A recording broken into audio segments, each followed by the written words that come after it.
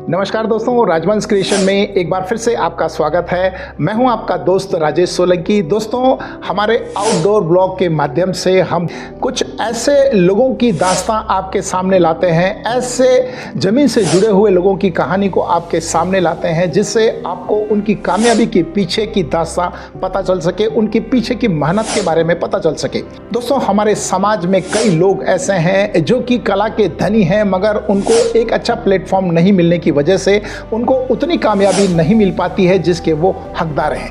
दोस्तों, साइंस और टेक्नोलॉजी के इस युग में सोशल मीडिया एक ऐसा प्लेटफॉर्म है जिसके माध्यम से हम ऐसे जांबाज, ऐसे मेहनतकश और ऐसे शूरवीरों की कहानी को आप तक पहुंचाते हैं। ज़मीन से जुड़े हुए उन लोगों की कहानी को आप तक पहुंचाते हैं जिनकी कामयाबी के पीछे की मेहनत आपको पता चल सके। तो चलिए दोस्तों, शुरू करते हैं एक ऐसी ही कहानी के साथ में और जानते हैं उस मेहनतकश इंसान के बारे में कि आखिर उसकी कामयाबी के पीछे कितनी मेहनत है। दोस्तों, आज की जो कहानी है एक ऐसी नन्ही परी की कहानी है जिसने कल्पना के परे काम किया है।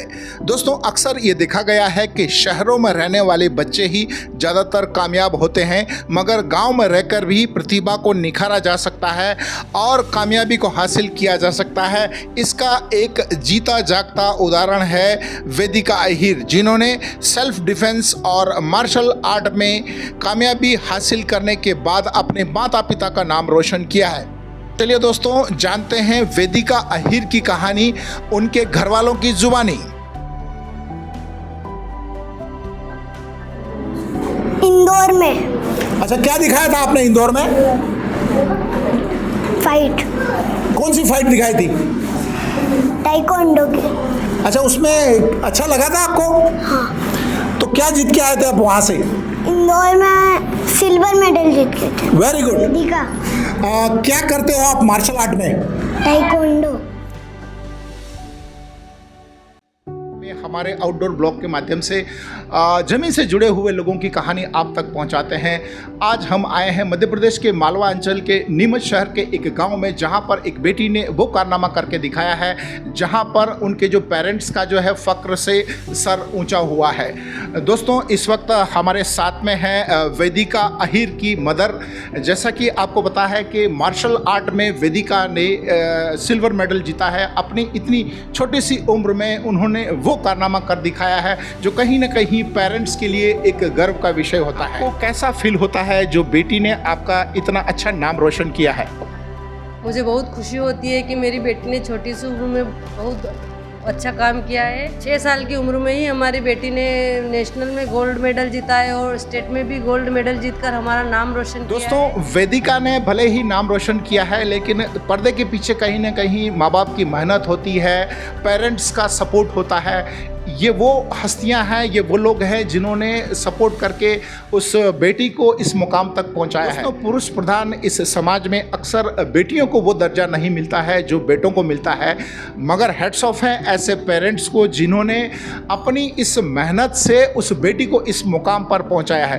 कैसा महसूस होता है आपको जब आपकी बेटी के बारे में लोग अच्छा बोलते हैं? तो कैसा महसूस होता है आपको? बहुत गर्व महसूस होता है मुझे कि मेरी बेटी ऐसी छोटी सी उम्र में इतना बड़ा काम करती है। आपको पहले कभी ऐसा अनुभव हुआ कि आपकी बेटी जो है इस हद तक पहुंच पाएगी? नहीं सर, वो इसमें उसका नाना जी का हाथ है, यहाँ लाए और उसको यहाँ पे रखा उसको।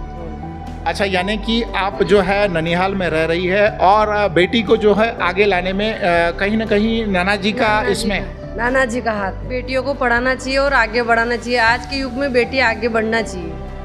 मैं ये देख रहा हूँ आपके हाथ में, ये देख रहा हूँ मैं, ये क्या मेडल है जो उन्होंने जीते हैं? हाँ सर, ये सब मेडल है। अच्छा, देखिए, छोटी सी उम्र में एक जहाँ बस्ते का वजन लड़की संभाल नहीं पाती है, वहाँ पर इतने सारे मेडल जीत के आई है जो कहीं ना कहीं गर्व की बात है। कहीं ना कहीं एक सिल्वर मेडल मिला है और ये जो है MP ताइक्वांडो एसोसिएशन का एक मेडल है और काफ़ी सारे जो सर्टिफिकेशन है इस छोटी सी बच्ची ने जीते हैं, जो कहीं कहीं ना कहीं वास्तव में एक गर्व की बात है उन पेरेंट्स को जिन्होंने इस तरह से अपनी बेटी का पालन पोषण किया, इतने अच्छे संस्कार दिए, और उसने आगे चल कर के हम कामना करते हैं कि बेटी और आगे बढ़े। दोस्तों, इस वक्त हमारे साथ वेदिका के नाना जी हैं। जैसा कि इन्होंने बताया कि वेदिका जो है अपने ननिहाल में रह करके अपने नाना जी के यहाँ इनके संस्कारों की देन है कि वो आज इस कामयाबी को हासिल कर पाई है, और हम चाहते हैं कि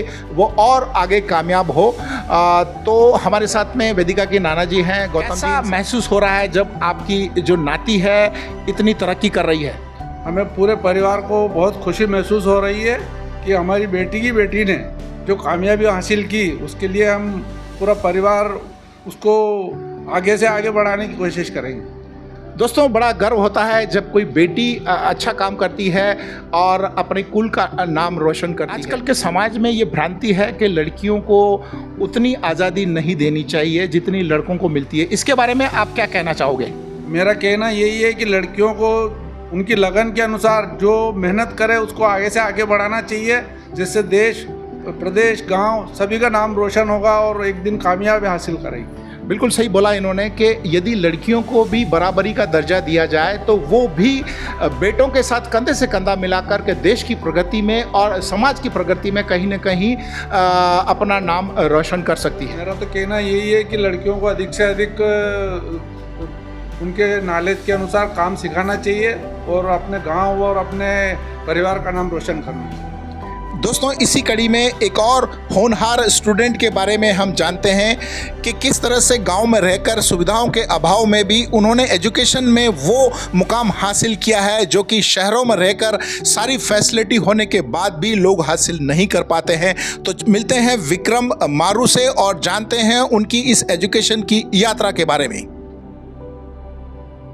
दोस्तों, इसी कड़ी में हमारे साथ में एक होनहार स्टूडेंट है विक्रांत मारू, जिन्होंने सीबीएसई में 89% ला करके अपने परिवार का नाम रोशन किया। विक्रांत जी, आप थोड़ा सा बताइए अपने बारे में कि ये जो आपने कामयाबी हासिल की है, इसमें आपकी क्या मेहनत थी, आपको क्या ऑब्स्टिकल थे, आपको क्या तकलीफें आती थी? इस मेहनत में बिल्कुल ऑब्स्टिकल तो बहुत होते हैं, पर अपने आप को कैसे कंट्रोल करना पड़ता है, और डिस्ट्रैक्शन बहुत है आज की देखें तो फ़ोन हो गए, टीवी हो गए, लैपटॉप वगैरह, कुछ भी पढ़ाई से बहुत ज़्यादा डिस्ट्रैक्ट करते हैं। इसलिए हमें एक फोकस होकर पढ़ाई करनी चाहिए डेडिकेशन के साथ। और इनका कहने का मतलब ये है कि आजकल साइंस और टेक्नोलॉजी के युग में जिस तरह से इन्होंने बताया कि एजुकेशन के लिए अच्छी कोचिंग की ज़रूरत है, लैपटॉप की ज़रूरत है, काफ़ी चीज़ें हैं जो हर बच्चे को मिलना संभव नहीं हो पाता है।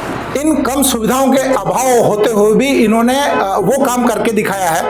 आजकल के युवाओं को जो कि आजकल बहुत हताश हो जाते हैं, उनको आप क्या मैसेज देना चाहोगे अपनी इस कामयाबी के उपलक्ष्य में? जी, मैं यही मैसेज देना चाहूँगा कि वो मेहनत करना ना रोकें, और कुछ भी अगर कुछ फेलियर हो गया तो इसका मतलब ये नहीं कि वहीं रुक जाए, या फिर उनको फिर से कोशिश करनी चाहिए। एक बार, दो बार अगर उनका अटैम्प्ट नहीं निकलता उसके बाद भी उन्हें कोशिश करनी चाहिए, और उनकी मेहनत एक दिन सफल ज़रूर होगी। बस उन्हें यही है कि मेहनत के साथ बने रहना है। कोशिश करने वालों की हार नहीं होती है। इनका कहने का मतलब ये है कि फेलियर आएंगे बट आपने कंटिन्यू प्रोसेस करते रहना है, कोशिश करते रहना है, तो एक ना एक दिन निश्चित आपको कामयाबी आपके कदम चूमती है। इसी कड़ी में हम इनके परिवार के कुछ सदस्यों से मिलते हैं। हमारे साथ इनके दादाजी हैं, इनसे भी जानने की कोशिश करते हैं कि इस खुशी की घड़ी में इनको कैसा महसूस हो रहा है। हमें बहुत अच्छा महसूस हो रहा है। इसलिए स्टूडेंट तरक्की करेंगे, पढ़ेंगे, लिखेंगे तो वो भी तरक्की करेंगे, माँ बाप का नाम होगा, दादा का नाम होगा, और देश में तरक्की होगी, गाँव का नाम होगा। क्या अगर कोई बच्चा कामयाब होता है तो अपने परिवार का, अपने मोहल्ले का, अपने समाज का, अपने गांव का और कहीं ना कहीं देश का नाम रोशन होता है। इनके दादाजी के टाइम में वो सारी सुविधाएं नहीं थी, उसके बावजूद भी इन्होंने वो एजुकेशन किया, अपने बच्चों को वो एजुकेशन दिया, अपने पोतों को वो एजुकेशन दिया।